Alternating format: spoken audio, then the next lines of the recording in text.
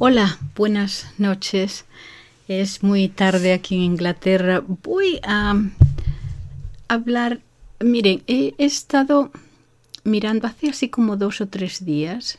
Estuve mirando un canal en YouTube sobre una conferencia que dieron unos grandes escritores, intelectuales, catedráticos de universidades que han escrito muchos libros sobre relaciones internacionales, todo esto, que estaban todos hablando sobre el conflicto entre Rusia y Ucrania. Y no es que dijeran nada que quizás muchos no hubiéramos oído, pero lo pusieron todos de una forma, cada uno desde un punto de vista diferente, que me pareció muy interesante, de la forma que lo resumen todo. Les voy a decir, los conferenciantes eran el catedrático profesor Glenn Diesen, es noruego, ha escrito unos 11 libros sobre las relaciones internacionales, sobre todo se concentra en Rusia y ciertos países. Después el profesor, él da clases en la Universidad de Noruega, pero también ha dado clases, ha estado en las universidades de Australia y en algún otro sitio. Bien, después el profesor John Mearsheimer, que todo el mundo conoce, de la Universidad de Chicago. El ex embajador estadounidense Chas Freeman.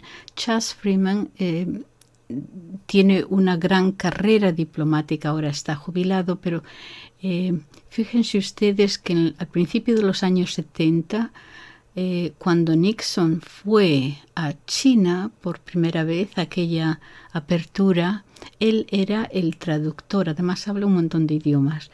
Una persona mayor ahora, pero con una gran claridad de mente y mucha experiencia. Fue embajador a muchos países, uno de ellos era Arabia Saudita. Bien, después también está el profesor Jeffrey Sachs de la Universidad de Stanford y el coronel ya también retirado Lawrence Wilkinson, que trabajó en el Departamento de Estado, en Asuntos Exteriores estadounidense. Me pareció muy importante, ya les digo, lo que decían, porque cada uno desde un punto de vista diferente estaban hablando y estaban resumiendo todo lo que ha pasado y lo que creen que va a suceder y cómo ellos ven el conflicto. Y entonces digo, hombre, esto seguramente que, no sé si lo habrán, quizás algunos de ustedes ya lo hayan visto, pero me pareció interesante. Y entonces, claro, no voy a ponerlos todos porque sería muy largo, esto llevaríamos ahí 3 horas, pero voy a empezar diciéndoles lo que el primer catedrático Glenn Diesen, el noruego, dijo. Me parece el punto de vista desde que él toma para hablar del asunto me pareció interesante. Y esto es lo que dice. Yo lo tengo aquí, lo fui traduciendo. Al principio del vídeo, antes de que él empiece a hablar, se ve un vídeo para lo que se decía. Están diciendo que quizás el Departamento de Estado norteamericano, que quizás no dice la verdad siempre tal y cual. Entonces ponen un ejemplo de una conferencia de prensa en el año, cuando empezó la guerra de Irak, cuando fue eso, en el 2002, no estoy muy segura, pero empiezan con un vídeo muy cortito y ya se ve muy antiguo, pues fíjense, ya han pasado 20 y tantos años, pero empieza así. El presidente, es la persona que representa al gobierno hablándole a los periodistas y les dice sobre la guerra de Irak. El presidente, este sería George Bush, el segundo, el presidente está muy satisfecho de que la comunidad internacional esté de acuerdo con él sobre la amenaza que representa Saddam Hussein. La comunidad internacional de que muchas de las naciones con las que estamos trabajando más estrechamente ven esto de la misma manera que el presidente. Ellos tampoco quieren la guerra. Creen que la guerra debería ser un último recurso y esperan que Saddam Hussein se desarme para poder evitarla. Pero no se equivoquen. El trabajo aquí es sobre formar una coalición continua. El presidente Bush ha dicho que Irak tiene armas de destrucción masiva. Tony Blair ha dicho que Irak tiene armas de destrucción masiva. Donald Rumsfeld, el secretario de Asuntos Exteriores, ha dicho que Irak tiene armas de destrucción masiva. Las Naciones Unidas han dicho que las tienen. Los expertos han dicho que las tienen. Irak dice que no las tiene. A ver, elijan ustedes. ¿A quién creen? Este fue un vídeo que pusieron antes de que él empezara a hablar. Y después se oye otro pequeño, ni siquiera el vídeo, se oye la voz de un político inglés, bueno, es escocés, británico, George Galloway. Quizás ustedes lo conozcan, pero era una persona que durante esa guerra de Irak luchó mucho contra la guerra aquí en Inglaterra y por lo tanto había tantísimas manifestaciones. Ahora quizás ya no sería posible porque esto era antes de... Bueno, ya había teléfonos móviles, pero todavía no había todas estas plataformas. Y entonces uno de los comités del Congreso norteamericano en 2005 lo pusieron en una lista que decían que él se había beneficiado económicamente, que él le habían pagado millones de dólares por el intercambio de petróleo con alimentos, una cosa muy rara, que él se había beneficiado, o sea, querían mancharlo, ¿no? Y entonces lo invitaron a defenderse ante un subcomité del Congreso de los Estados Unidos. Y esta intervención que él hizo es muy, muy, muy, muy famosa porque, bueno, cuando empezó a decirles de la forma tan clara lo que él pensaba, si hubieran podido cerrar las cámaras lo hubieran hecho. Es una intervención muy, muy famosa.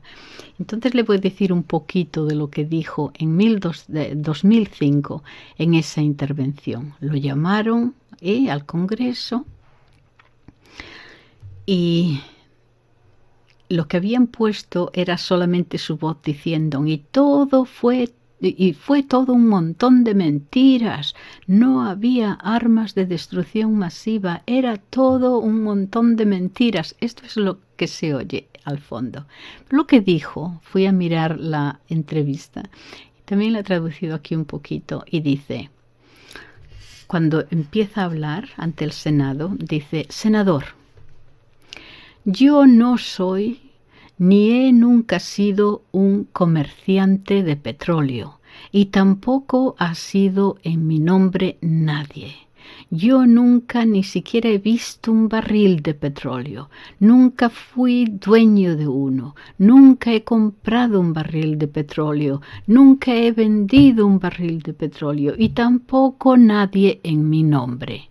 Ya sé que los niveles morales se han ido deslizando un poco en Washington durante los últimos años, pero aunque usted sea abogado, es usted notablemente arrogante con cualquier idea que se pueda tener sobre lo que es la justicia.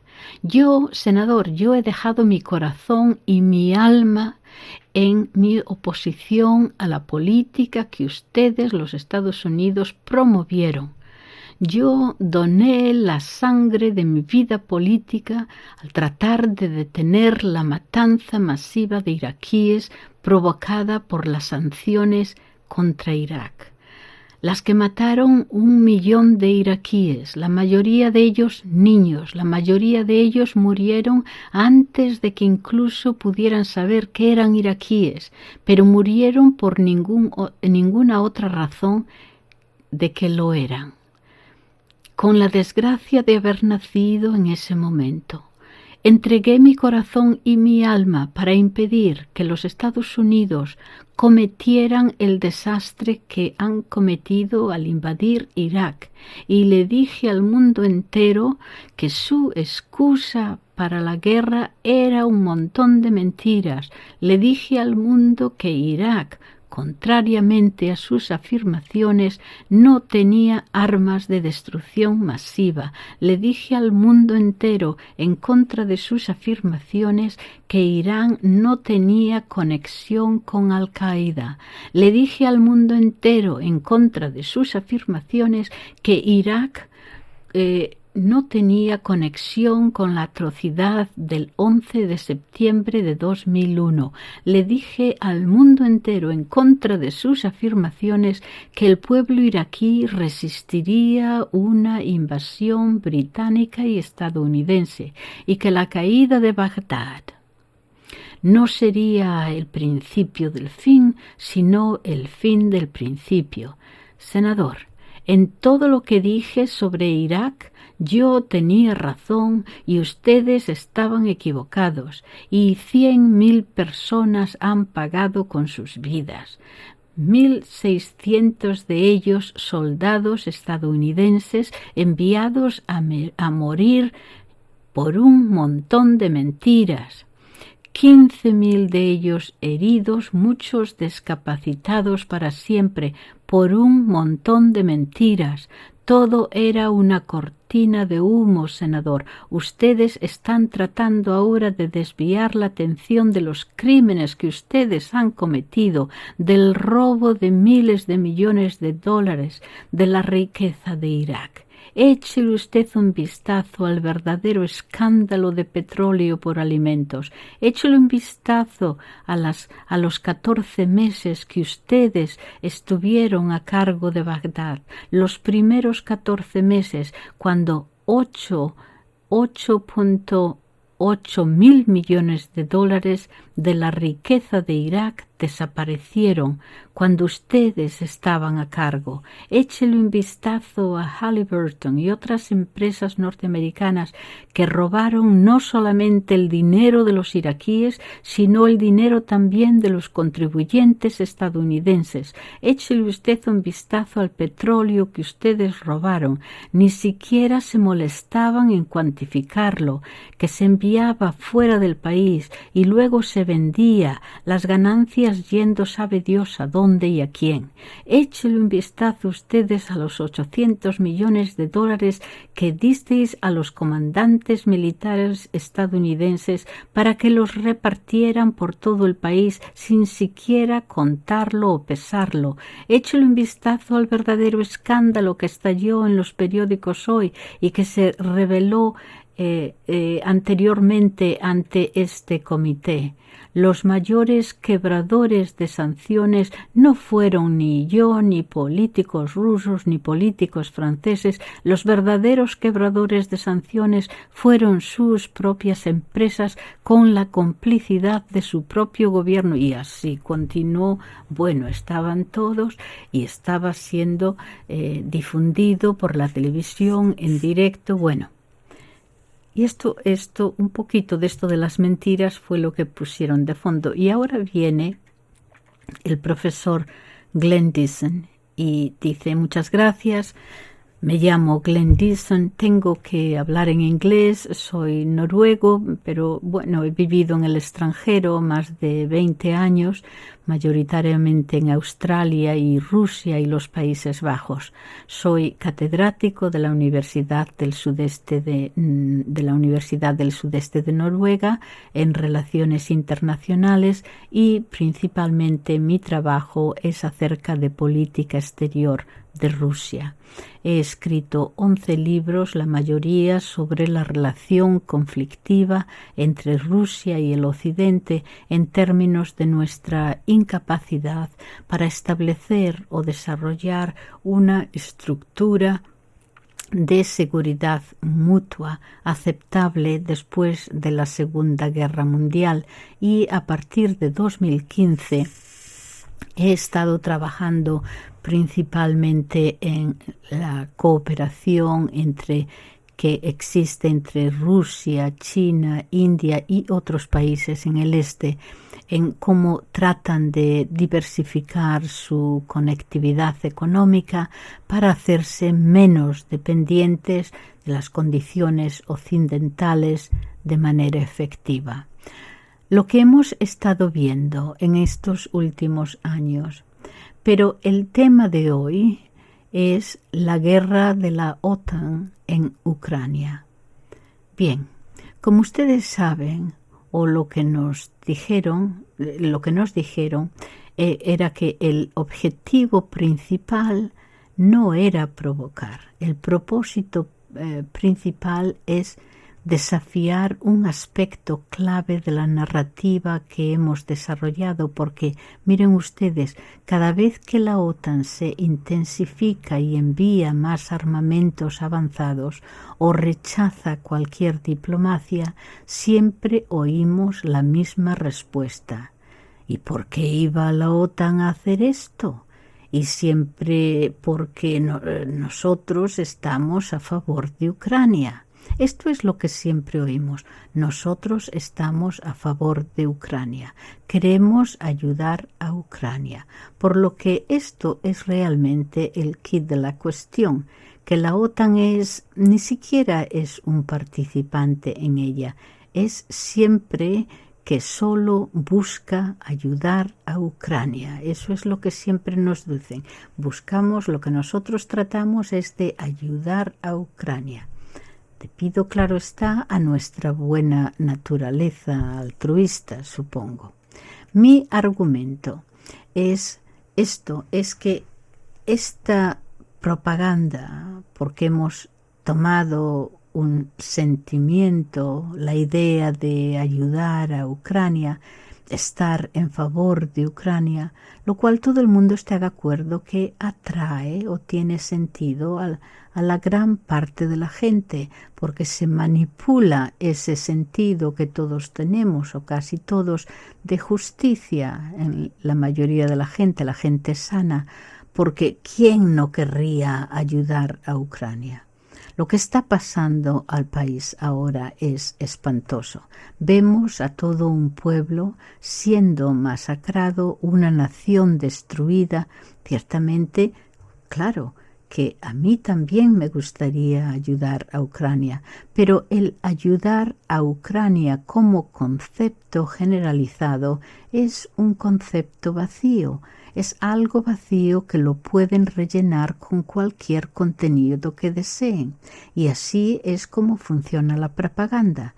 Tú presentas algo con lo que todo el mundo está de acuerdo, en este caso ayudar a Ucrania, y después lo completas con un montón de tonterías que generalmente contradice el concepto inicial. O sea que cuando OTAN comete muchos crímenes contra Ucrania, emplea entonces este concepto de presentárnoslo a nosotros como solamente ayudando y de estar a favor de Ucrania.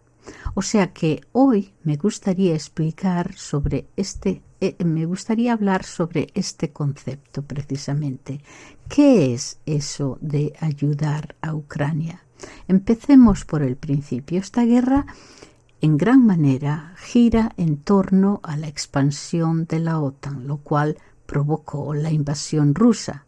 La OTAN se presenta como un actor pasivo, simplemente como que está respondiendo únicamente al deseo de Ucrania de entrar en la OTAN, el unirse al mundo libre y así escapar de las garras imperiales de Rusia.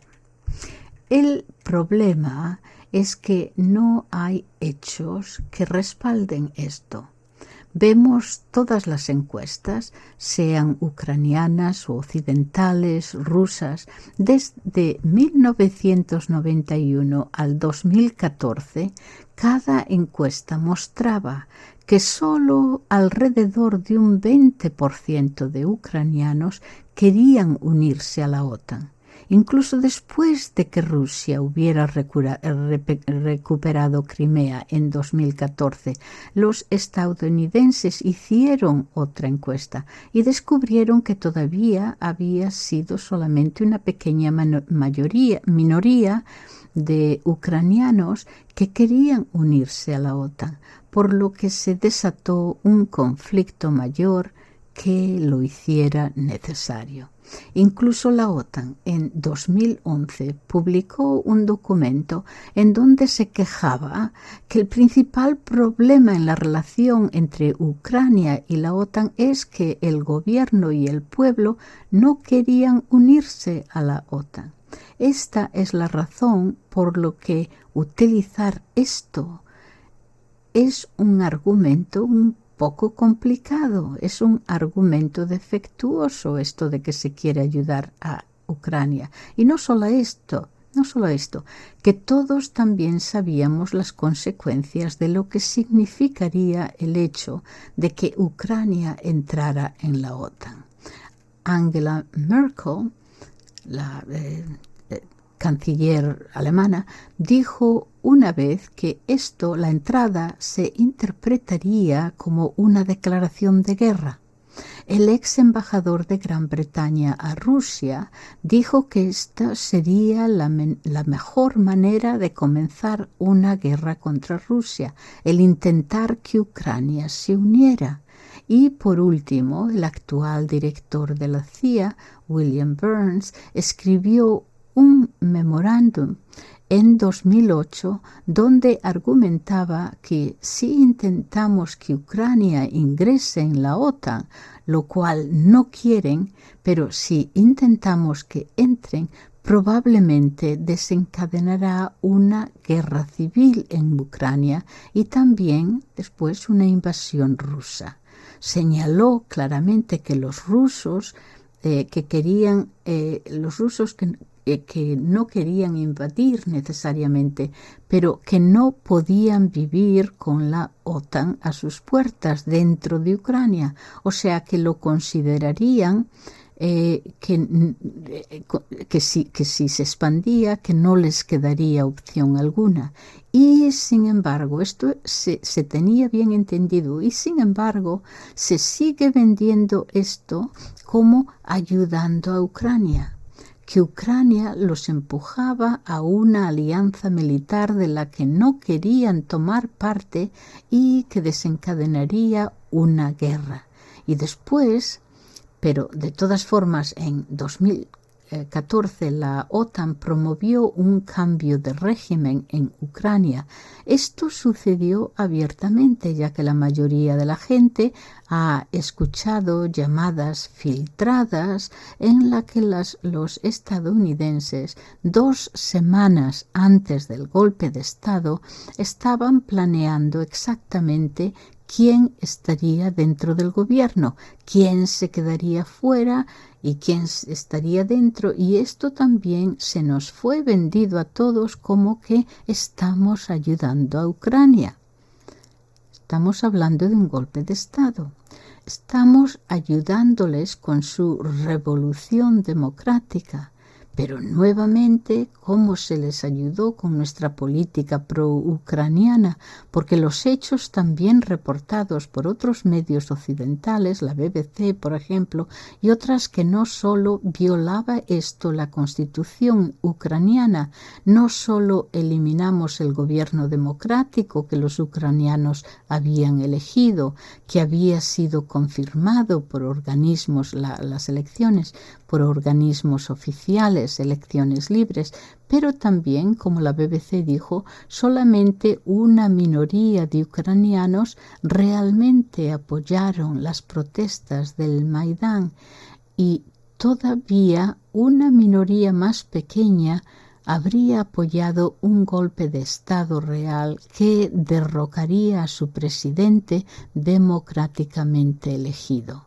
O sea, que destituyeron a este democráticamente elegido gobierno y en su lugar pusieron un gobierno elegido personalmente a dedo por los Estados Unidos. Y esto también se nos vendió otra vez como el ser pro-ucraniano y estar ayudando a Ucrania. En aquellos días, continúa el profesor Glendison, yo estaba enseñando en Australia y en aquel momento advertí que no deberíamos, que esto era un grave error y que esto, con el tiempo, desencadenaría una guerra contra Rusia. No era una idea original, lo único que necesitabas era escuchar al director de la CIA y a mí se me dijo entonces que esto era un argumento prorruso y anti-ucraniano. Ciertamente, por lo tanto, si quieres ser pro-ucraniano, entonces debes estar a favor del golpe de Estado que se les hizo. Después vimos, el día después del golpe, nuevamente apoyado por el New York Times, hace 3 meses informaron que al día siguiente al golpe del Estado, el gobierno elegido a dedo por los Estados Unidos, el jefe de inteligencia del nuevo gobierno ucraniano, la primera cosa que hizo en el primer día de gobierno fue llamar a la CIA, al MI6 inglés, para empezar una guerra encubierta contra Rusia, por lo que se creó una asociación entre los ucranianos, los estadounidenses y los británicos, y esto resultó en muchas bases de la CIA a lo largo de la frontera rusa que se instalaran allí. Y esto, por cierto, el primer día en el que se hizo esta llamada, o sea, esto fue antes de que Rusia recuperara a Crimea o que Donbass fuera desestabilizado. Y nuevamente, si se lee en el artículo del New York Times, lo enmarcan todo esto como hacer o convertir a Ucrania en un estado de primera línea, en una guerra proxy o por poderes, que esto fue de nuevo era un argumento pro-ucraniano. Y como William Burns había predicho que esto crearía una inestabilidad, porque era de esperar, en el este de Ucrania no habría nadie que apoyaría el nuevo gobierno. Pues bien, ¿qué pasó? Bueno, los Estados Unidos apoyaron el uso de fuerzas y grupos ultranacionalistas porque resultó que el nuevo gobierno en Kiev no lograba convencer a los ucranianos que fueran a matar a los ucranianos del este, sus propios conciudadanos, porque no les daba la gana. O sea, los Estados Unidos entonces dependían de los grupos nazistas y los enviaron a luchar contra Donbass y a matar durante los próximos años a 14.000 ucranianos que murieron en Donbass. A esto lo llamaron los Estados Unidos una operación antiterrorista. Y esto era también para ayudar a Ucrania, aparentemente para luchar contra el terrorismo.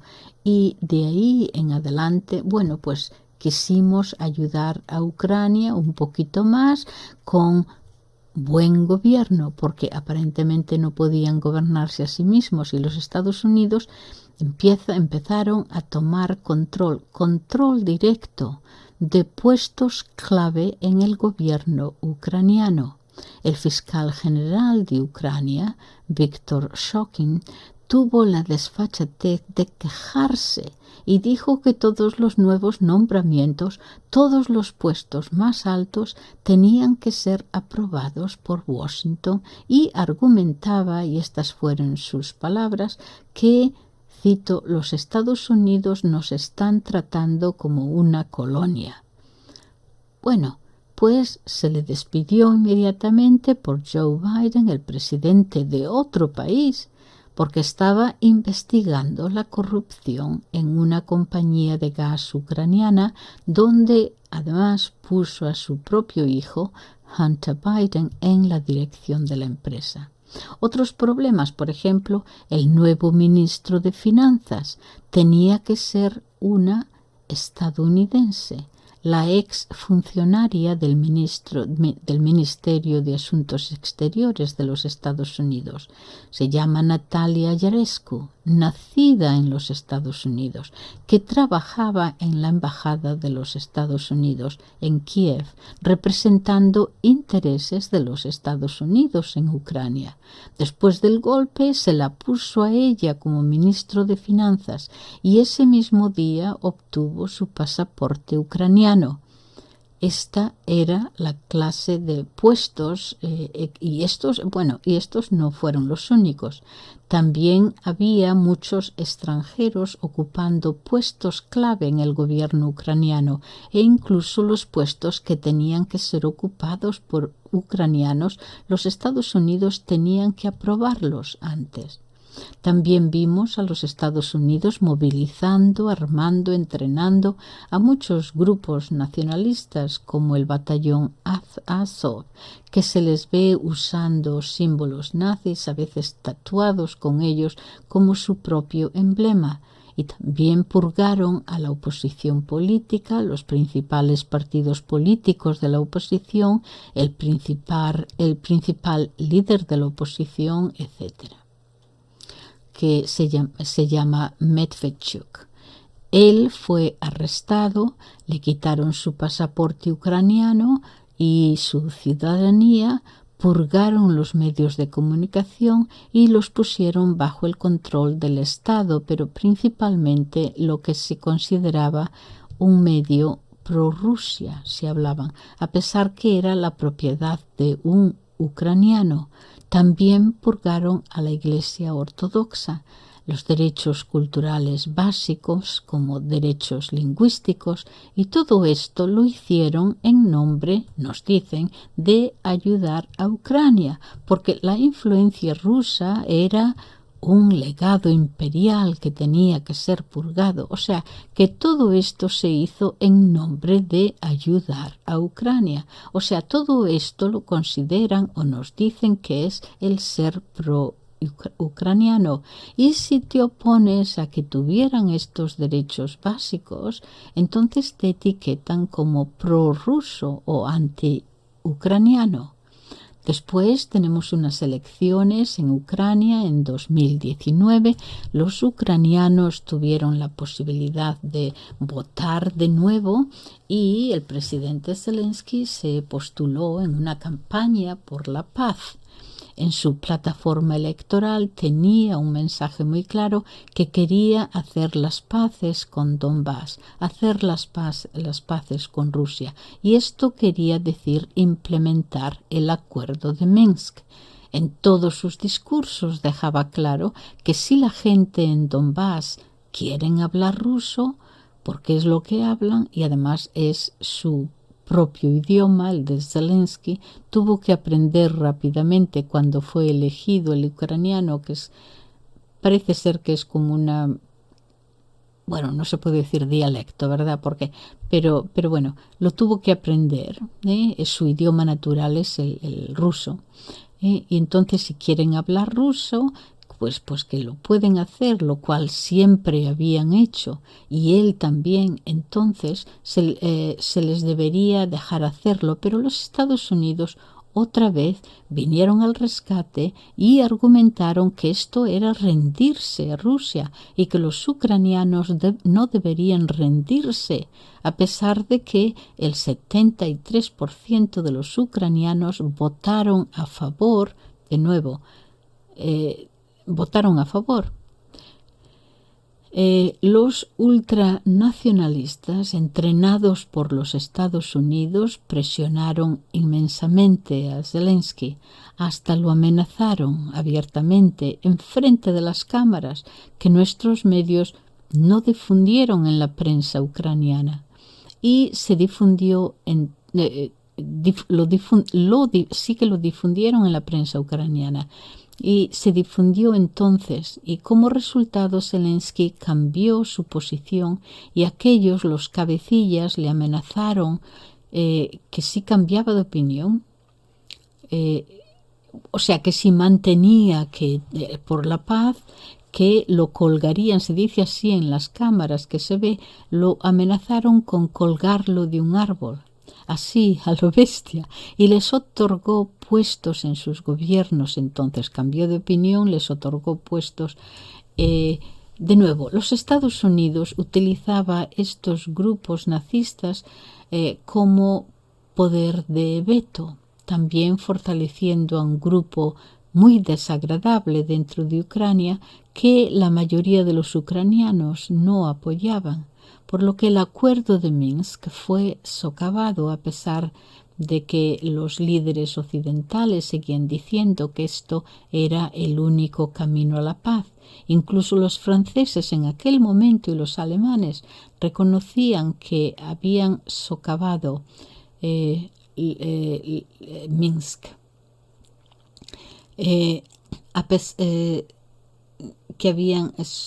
Que me he perdido aquí, los líderes occidentales seguían diciendo que esto era el único camino a la paz.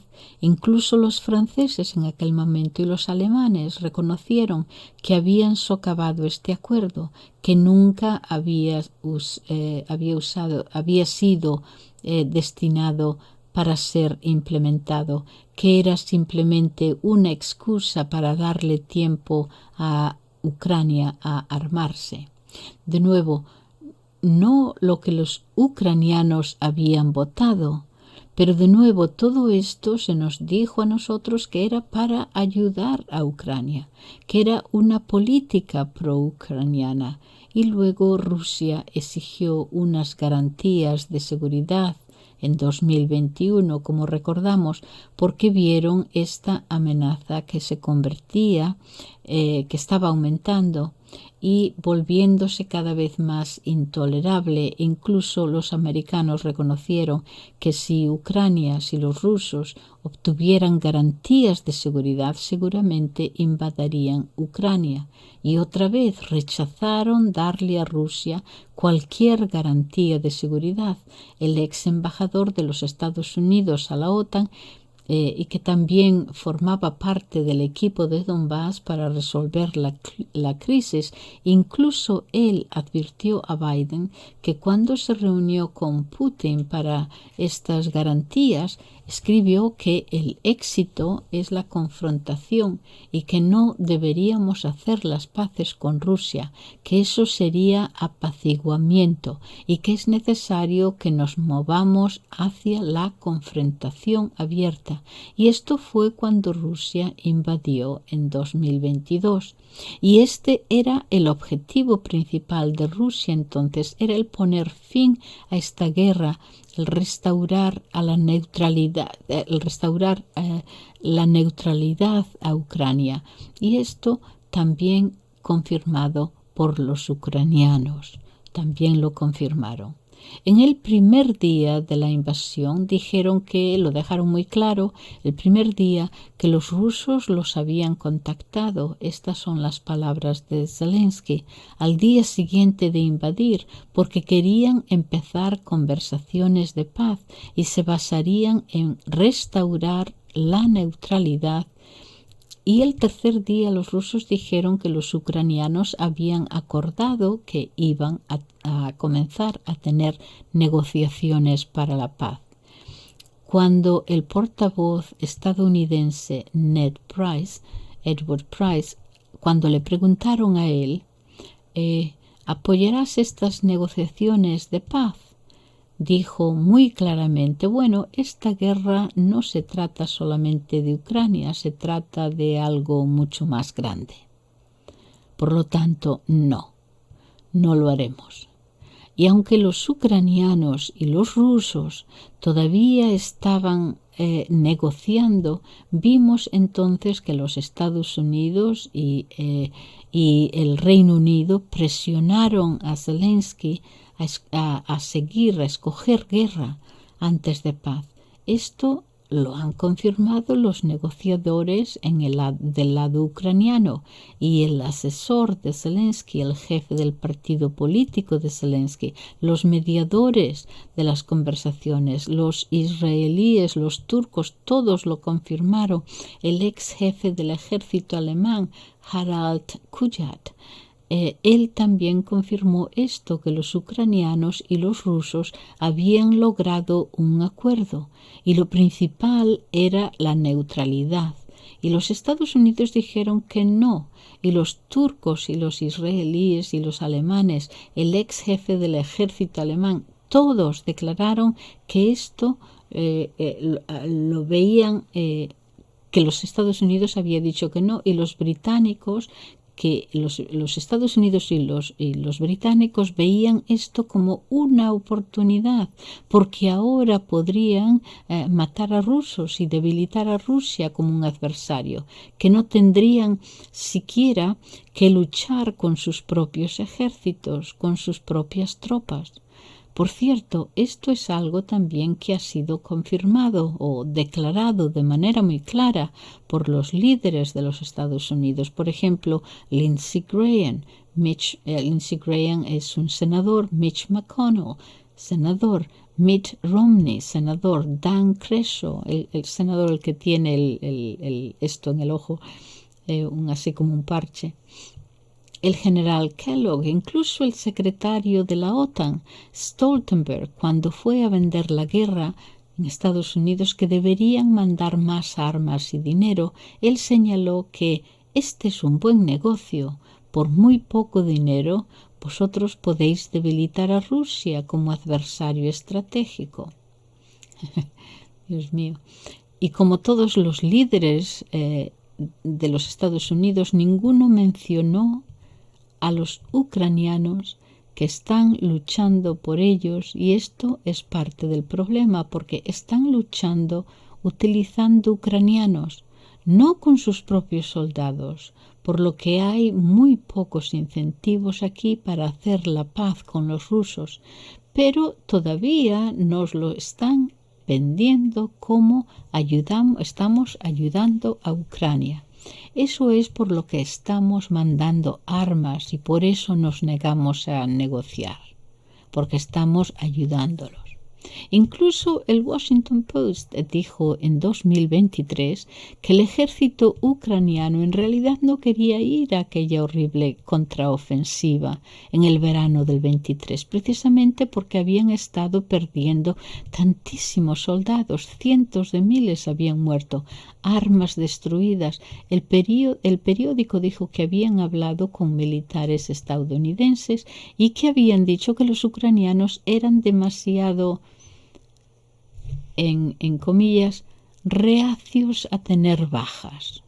O sea, que los criticaron a los ucranianos por ser reacios a tener bajas.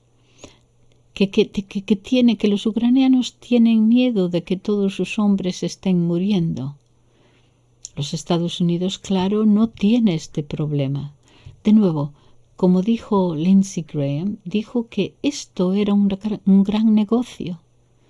Zelensky dijo que si los Estados Unidos prometían enviar más armas, él prometió que ellos pelearían hasta el último hombre, el último ucraniano, también confirmado por Graham. ¿Y el por qué presionaron a los ucranianos para que hicieran esta contraofensiva que ellos no querían hacer? Y la respuesta: queremos ayudarles a recuperar su país. O sea, este es el principal problema.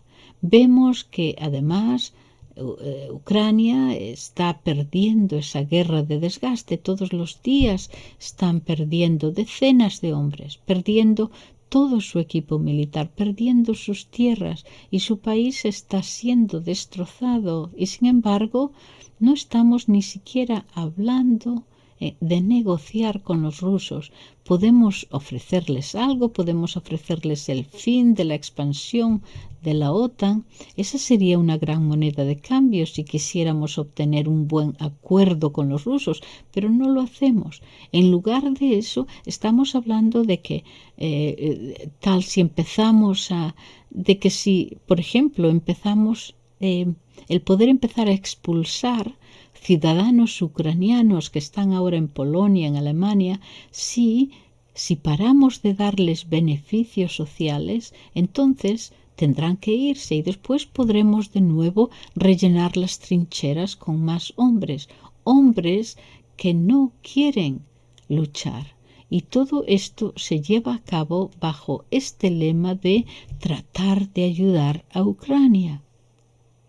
Este es mi punto principal. Creo que hay una diferencia entre el odiar a los rusos y amar a los ucranianos. Y si quieres luchar contra Rusia hasta el último ucraniano, no creo que eso esté basado en nada que ver con ser pro-ucraniano, ayudar a los ucranianos. En realidad es más bien un hecho de atacar a los rusos.